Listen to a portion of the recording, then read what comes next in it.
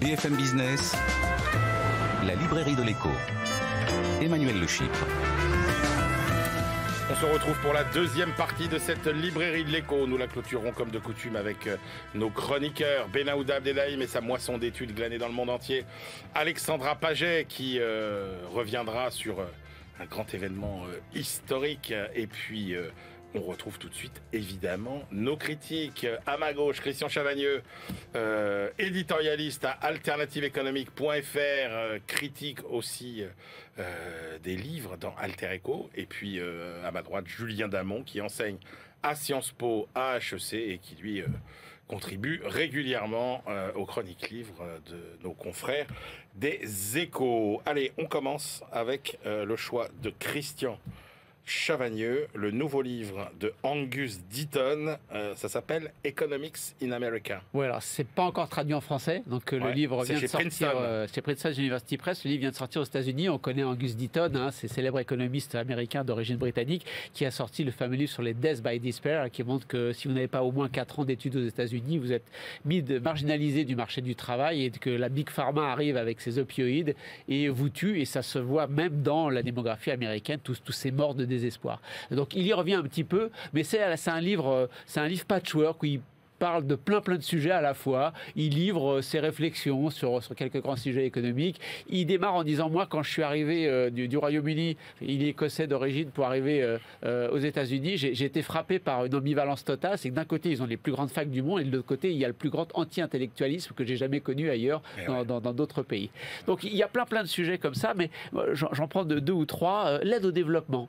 Il nous dit, bon, moi je fais partie des gens qui pensent qu'il faut aider les plus pauvres des pays pauvres, mais il faut aussi aider les plus pauvres des pays riches, les nôtres. Aux États-Unis, il y a des poches d'extrême pauvreté. Et à un moment donné, il dit, si on ne veut pas se retrouver au bout d'une pique des fourches, de l'équivalent des gilets jaunes américains, il faut aussi qu'on aide nos pauvres à nous, parce que simplement distribuer de l'aide aux pays pauvres, c'est contourner l'État et contourner la possibilité d'avoir un État développeur, c'est-à-dire qui ait la confiance de ses citoyens pour pouvoir lever l'impôt, pour pouvoir se développer. Bon, depuis la Deuxième Guerre mondiale, il y a des débats sur l'aide, mais c'est la première fois que je vois un économiste américain dire aussi clairement, il faut d'abord qu'on s'occupe de nos pauvres et après on s'occupera de l'aide au développement. Stiglitz ne disait pas un peu aussi? C'était pas si clair que ça. C'était attention, l'aide au développement est mal faite, donc il faut qu'on la fasse autrement. Il y a plusieurs contributions sur les inégalités. Deaton dit les inégalités, c'est pas entre les riches et les pauvres, c'est entre les riches et les autres. En fait, il y a une oligarchie qui concentre l'ensemble de la puissance. Il emploie même le mot de prédation sur l'ensemble de l'économie, sur l'ensemble des revenus des autres, et il dit ça c'est vraiment terrible pour les États-Unis. Et puis il y a toute une partie, c'est les derniers articles, je me demande ce que Julien en a pensé sur le métier d'économiste.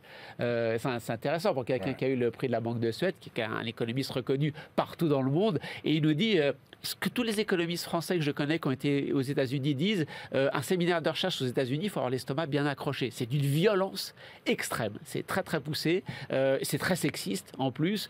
La science économique américaine est organisée autour de baronnies. Il le dit clairement. Il y a des barons de la science éco. Si vous savez que si vous voulez faire carrière aux États-Unis, il faut publier dans les grandes revues, celles qui sont les plus cotées. Il dit, on a tous les exemples, on peut tous citer l'exemple d'un grand professeur qui influence un éditeur, un directeur de revue pour dire bon, ça c'est mon étudiant, donc tu passes son papier, et celui-là il me critique trop, donc tu ne passes pas son papier. Il dit c'est comme ça que ça marche. Les grandes revues d'économie américaines qui jouent un rôle important dans votre carrière professionnelle, donc dans votre vie.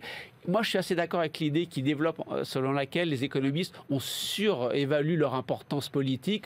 En fait, ils ne sont pas si importants, sauf, dit-il, Larry Summers, qui a vraiment influencé Clinton pour dire il faut libéraliser la finance. Et il y a il y a 2 pages sur Robert Barro, quand même aux États-Unis, considéré comme un grand économiste américain, qui dit que ce gars ait pu être considéré et pu avoir le prix de la Banque de Suède, alors qu'il est guère mieux qu'un blogueur marginal, montre vraiment la dégénérescence de la réflexion macroéconomique aux États-Unis. Donc il y va assez fort. On a 2 prix de la Banque de Suède qui s'affrontent, et lui, il va carrément, il est très cash, il donne des noms, et quand il n'est pas content, il le dit. Et puis lui aussi participe à cette guerre des chapelles, finalement. Julien Damon, qu'avez-vous pensé de ce Angus Deaton qui, Christian l'a dit, prix Nobel, parce que le prix de la Banque de Suède, il y a plein de gens qui ne savent pas que c'est le vrai nom du prix Nobel d'économie. Mais il n'y a plus qu'ici qu'on dit prix Nobel d'économie. Si, il y a aussi dans le livre, Auguste Deaton parle du prix Nobel d'économie. Et donc j'ai oublié ce que je voulais. Vous me demandiez ce que j'en pensais. Non, parce que Christian, et tout ça, mais il faut rappeler que c'est aussi un vieux monsieur aujourd'hui. Oui, en tout cas, c'est un titulaire du prix en 2015. Et au-delà de ça, parce que lui, il n'en fait pas toute une choucroute pour dire qu'il est le plus beau, même s'il raconte bien la façon dont il l'a reçu et qu'il a trouvé ça tout à fait épatant. Mais moi, je trouve que c'est un livre cocktail. Il y a plein de choses très différentes dans cet ouvrage. Oui. J'ai craint, en ayant entendu parler, qu'il nous raconte sa vie. Alors, il y a bien quelques petites anecdotes, mais elles nourrissent un propos extrêmement intéressant sur plusieurs points. D'abord, c'est un livre sur la pauvreté et sur les inégalités. C'est un grand et très grand spécialiste de ces questions majeures. Il nous dit d'abord qu'il trouvait très étonnant, en arrivant en 1983 aux États-Unis, qu'on ne se préoccupe pas des inégalités. Et c'est depuis devenu un des sujets majeurs. Sur la pauvreté, il a participé même au montage des différents systèmes de mesure. Il nous montre quelque chose de très intéressant, c'est que pour Reagan, les politiques de lutte contre la pauvreté aux États-Unis avaient échoué. C'est une formule conservatrice célèbre. La guerre contre la pauvreté a été perdue. C'est la pauvreté qui a gagné. Et il nous dit que Trump pensait exactement le contraire. Trump pensait qu'il n'y avait plus de pauvres aux États-Unis, ce qui faisait qu'il n'y avait pas d'efforts complémentaires à faire. Mais en la matière, au-delà des anecdotes, parce que j'ai l'impression de ne faire que des petites anecdotes, c'est un livre très sérieux sur, et Christian en a parlé, entre autres, l'aide publique au développement, qui est un sujet qu'il connaît lui aussi très bien. Lui aussi, c'est Christian, mais c'est aussi Auguste Deaton. Si c'est un livre sur la pauvreté et les inégalités, c'est aussi un livre sur la protection sociale, sur l'assurance maladie, le système de santé qu'il a déjà puissamment critiqué. Si on doit sortir une idée, il nous dit, alors j'avais pas repéré dans le précédent ouvrage, mais il nous dit, il y a 6 lobbyistes du système de santé pour chaque parlementaire aux États-Unis, ce qui donne une idée de la puissance de ce dossier, là où la santé, c'est près d'un cinquième du PIB aux États-Unis. C'est aussi un livre sur la protection sociale et sur les pensions de retraite. Mais plus important, c'est un livre sur les États-Unis et sur les économistes aux États-Unis, avec un point que Christian a certainement noté, mais comme il ne nous l'a pas dit, je vous le redis, c'est dans le sous-titre de l'ouvrage, c'est que de plus en plus, les économistes aux États-Unis, les grands économistes aux États-Unis, sont des immigrés, comme lui d'ailleurs. Il est écossais. Sur les économistes aux États-Unis, donc, il nous décrit très bien la vie des conférences, la vie des revues à comité de lecture, la carrière dans les universités, et il souligne combien leur pouvoir est trop important aujourd'hui. On leur donne trop de crédit. C'est ça, à mon avis, ce qui peut résumer sa thème. Parce que c'est un livre sur la profession d'économiste, finalement, et il termine, notre ami Deaton, en disant que les économistes devraient faire davantage de philosophie et moins s'intéresser uniquement à l'argent. Eh ben, vous nous avez sacrément donné envie de lire ce livre d'Auguste Deaton avec ce nœud papillon qui trône sous la couverture. C'est un peu sa marque de fabrique, hein, le nœud papillon. Allez, on passe à votre choix, Julien Damon, un ouvrage collectif sous la direction de Servan Mouton. Ça s'appelle Humanité et numérique, les liaisons dangereuses, aux éditions Apogée. On quitte l'économie. On passe à la critique de l'omniprésence du numérique dans nos sociétés par 25 experts qui sont d'abord des médecins réunis par une neurologue, Servan Mouton, et ils prennent la plume pour nous alerter sur le numérique en s'appuyant sur la recherche académique en la matière. Donc, c'est un petit ouvrage fait d'une trentaine de textes avec, je ne sais plus, j'ai plus le compte exact, mais 400 notes de bas de page qui font très sérieuses. Mais pour ne pas le critiquer ou le moquer quand je dis ça, c'est un ouvrage qui avance des choses terrible sur le numérique qui nous entoure. Alors, il y a les parties obligées sur le turbocapitalisme prédateur en la matière. Il y a quelques propos bien fouillés sur le fait que par extraire des métaux rares, par faire fonctionner des call centers, des data centers à profusion, eh bien, on a un impact terrible sur l'environnement. Mais le propos essentiel de l'ouvrage n'est pas là, je trouve. C'est d'abord des médecins, et ce qu'ils mettent en avant, c'est l'impact que cela a sur notre quotidien, sur nos enfants, avec l'obstruction de l'attention, il parle de rapt de l'attention, avec la distraction et l'hébétude généralisée, avec les addictions aux écrans et à leur contenu. Il y a même, parmi les 1000 choses qu'on peut picorer dans cet ouvrage, quelque chose que je ne connaissais pas, qu'il baptise la nomophobia. Nomophobia, oui. C'est presque quelque chose de libéral, on n'aime pas les normes. C'est le stress d'être séparé de son smartphone. On sent quelqu'un qui a consulté. Mais en effet, c'est ça. C'est le no mobile phobia. La no mobile phobia. Et en fait, on l'a tous vécu, chacun à notre niveau. Moi, je le vois parce que dans les cours que je peux réaliser, j'ai une spécificité. Les étudiants, même pour ça, j'imagine, ils m'adorent, parce que je leur interdis totalement d'avoir leurs ordinateurs et leurs téléphones portables. Et je les vois parfois trémulants sortir pour pouvoir immédiatement se jeter sur leur téléphone. Et je dirais que si j'étais dans la même contrainte qu'eux, je ferais la même chose. Dernière chose, dans cet ouvrage, il y a aussi des leçons pour nous. Leçon pour nous, c'est de ne pas dormir avec notre téléphone portable, enfin, notre mobile phone dans notre chambre. Je sais pas ce que vous faites tous les deux. Mais c'est devenu le réveil de tout le monde. Oui, c'est mon problème. À chaque fois, je dis ça aussi. Je dis ça à mes enfants. Et deuxième chose, plus terrible encore, c'est que si on veut que les enfants gèrent bien leur relation numérique, il faut que les parents soient exemplaires. Je répète, il faut que les parents, plutôt nous soyons exemplaires. Je dors sans mon téléphone portable. Et je suis exemplaire, va-t-il dire. J'y arrive très bien. Non, c'est un livre, effectivement, dans le docteur Servat-Mouton, dans la dernière contribution, on nous dit vraiment quel est l'objectif du livre, c'est-à-dire c'est dénoncer les illusions des bienfaits supposés du numérique. Oui, il y a des bienfaits, ça peut nous servir, hein, disent les contributeurs, mais attention, on sous-estime qu'il y a beaucoup de choses négatives qui sont associées au développement du numérique, et le livre veut mettre l'accent là-dessus. La moitié du livre porte en fait sur des contributions de médecins. Donc moi, je suis incapable de juger si les arguments qui sont mis en avant sont de qualité ou pas. On pense que l'économie, c'est très technique, mais alors là aussi, il y a beaucoup de jargon, même s'il y a un glossaire qui permet de s'y repérer à chaque fois. Et en même temps, donc moi, je ne suis pas compétent pour juger de la qualité des propos qui sont avancés. En même temps, on retrouve des choses qu'on connaît à peu près. Le numérique et les écrans, ça pousse à la sédentarité, ça perturbe le sommeil. Qu'on soit un bébé un peu plus grand, qu'on soit après un ado, un adulte, ça a des effets neurologiques qui sont plutôt négatif. Attention, il ne faut pas en faire trop de ce point de vue-là, de l'utilisation. Il y a une deuxième partie qui est sur l'impact du numérique sur l'environnement. S'il y a juste deux chiffres à retenir, c'est que c'est 4% des émissions de gaz à effet de serre et ça croît de 6% par an. On oublie souvent que ça consomme beaucoup d'eau. Oui, ça consomme des métaux, mais ça consomme beaucoup d'eau, nous dit l'un des... c'est Guillaume Pitron, d'ailleurs, que vous connaissez bien, que vous invitez souvent, Emmanuel. Et puis, il y a tout ce qui est les radiofréquences qui sont liées à nos téléphones portables. Alors là, il y a plusieurs papiers pour nous dire attention, on sous-estime énormément les cancers qui peuvent être générés par ces radiofréquences qui sont liées au téléphone mobile. Et puis la fin du livre, c'est sur les aspects sociétaux, négatifs aussi, sur l'éducation. J'ai cru que Julien en parlerait, sur les données de santé, etc. Donc on a tout est résumé par l'avant-dernière contribution où le contributeur nous dit, vous savez, on est comme la grenouille qu'on a mis dans l'eau tiède et on remonte tout doucement la température au moment où il faudrait sortir parce qu'on va être ébouillanté. C'est trop tard, on est ébouillanté. Il dit, on est dans notre bain numérique et la température monte tout doucement et on va tous finir ébouillantés. Merci beaucoup à tous les deux. Allez, c'est l'heure de retrouver notre bibliothécaire Alexandra Paget. C'était en 1973, le choc pétrolier. BFM Business, la librairie de l'écho. Les livres d'hier et de demain. Bonjour Alexandra. Bonjour Emmanuel. Alexandra Paget, journaliste à la rédaction de BFM Business. En quelle année avez-vous choisi d'arrêter notre machine à voyager dans le temps, Alexandra ? 1973, Emmanuel. Ce sont les 50 ans du premier choc pétrolier, donc de 1973. Et on va s'intéresser aujourd'hui à La face cachée du pétrole, publié en 2007. Un livre qui nous dévoile une version contestée, mais qu'il faut connaître, de cette crise de la fin du XXe siècle qui aura beaucoup de répliques.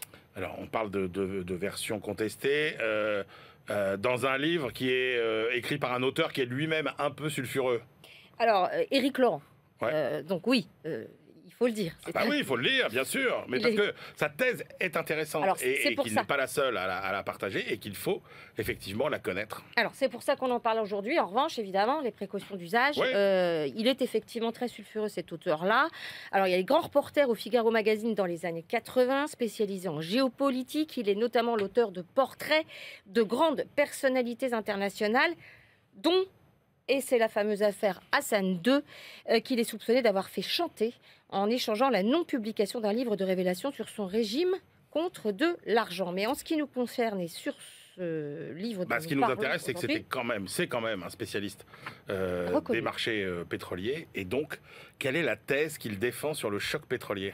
Alors, lui, il dit, ce choc pétrolier, c'est le fruit d'une entente entre les pays de l'OPEP et les grandes compagnies pétrolières. Je vous explique que les États-Unis auraient pu, il explique en fait, que les États-Unis auraient pu en réalité limiter les pouvoirs de l'OPEP, mais qu'ils ne l'ont pas fait.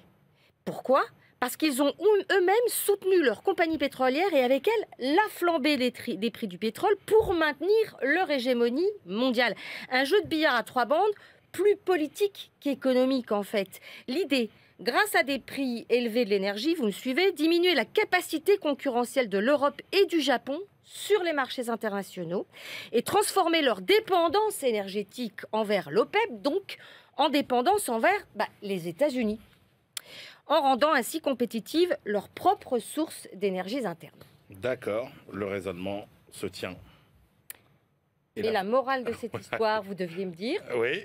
Alors la morale de cette histoire, Emmanuel, c'est, et je vous cite Éric Laurent, le pétrole, c'est comme une petite amie. Un jour, elle vous brisera le cœur, il vaut donc mieux la quitter avant.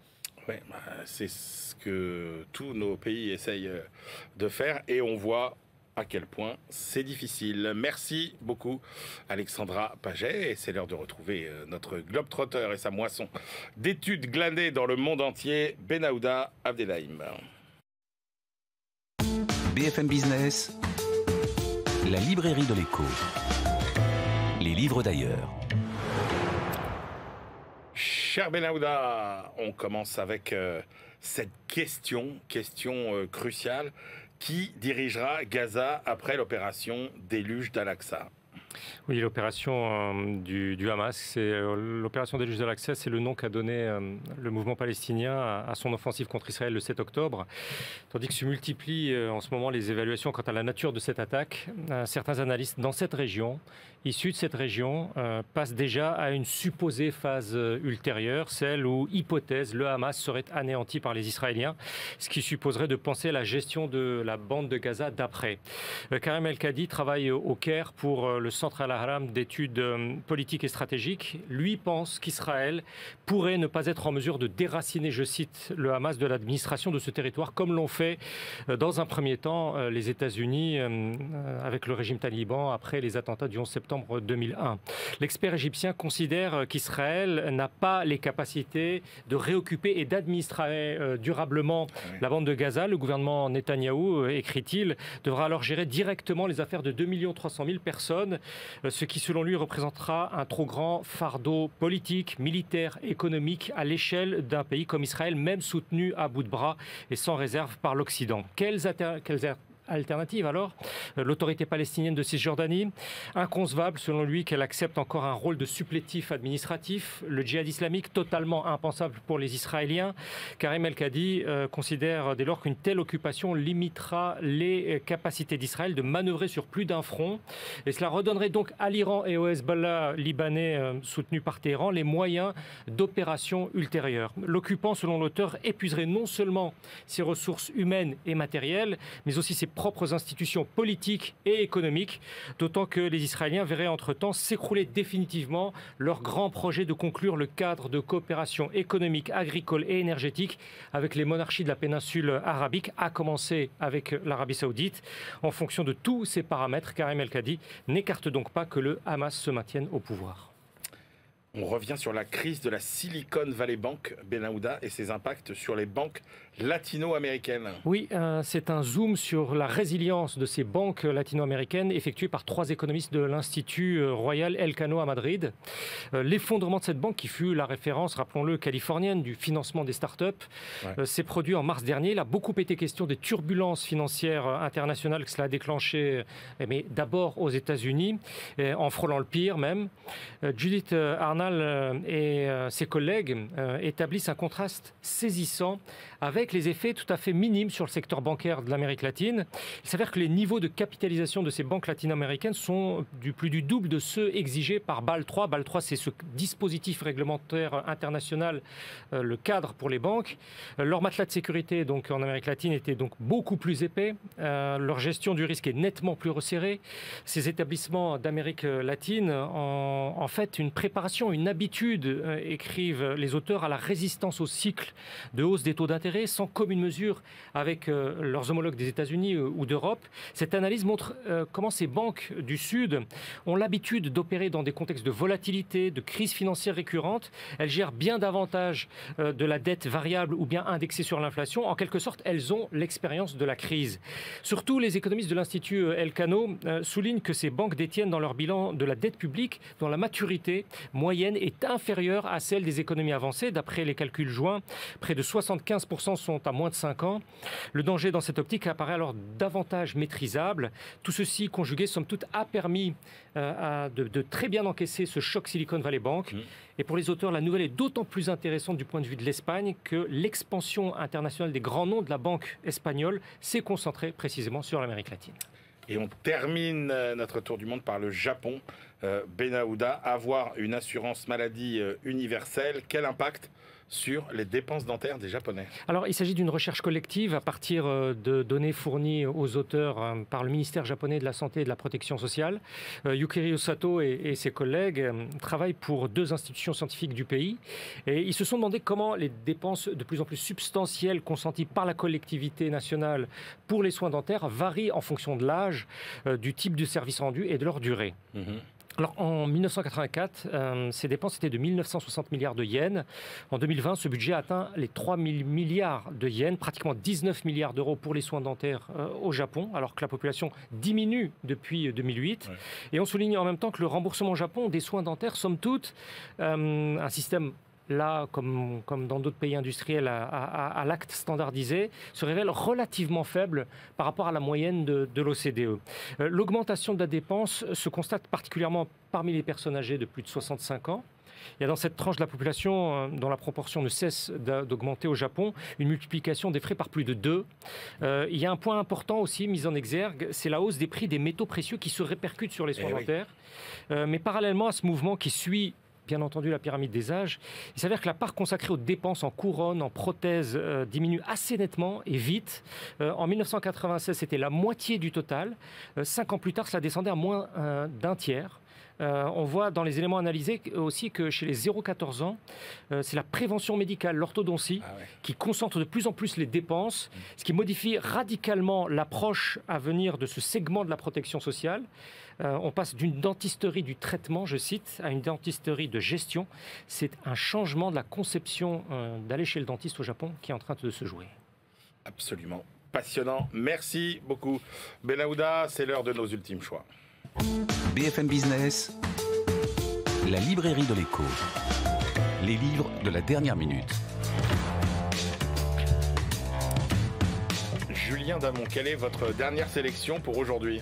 Eh bien, j'ai pris la livraison de Questions internationales, une des revues phares, il en reste peu d'ailleurs, de la documentation française sur les inégalités dans le monde. C'est donc le numéro de l'automne 2023. Et vous avez là un point général avec des points de vue différents sur les techniques de mesure, les impacts, les situations, les évolutions, les perspectives de ce sujet majeur. Vous avez entre autres un papier de synthèse de François Bourguignon sur la mesure des inégalités en niveau de vie, un article du philosophe Patrick Savidan sur les impacts des inégalités sur la démocratie. Et donc, si vous voulez à peu près tout savoir, vous allez avoir des points très sérieux sur les inégalités entre générations, les inégalités monétaires, bien entendu, les inégalités entre sexes, les inégalités de santé. Je vous invite à compulser cet excellent numéro.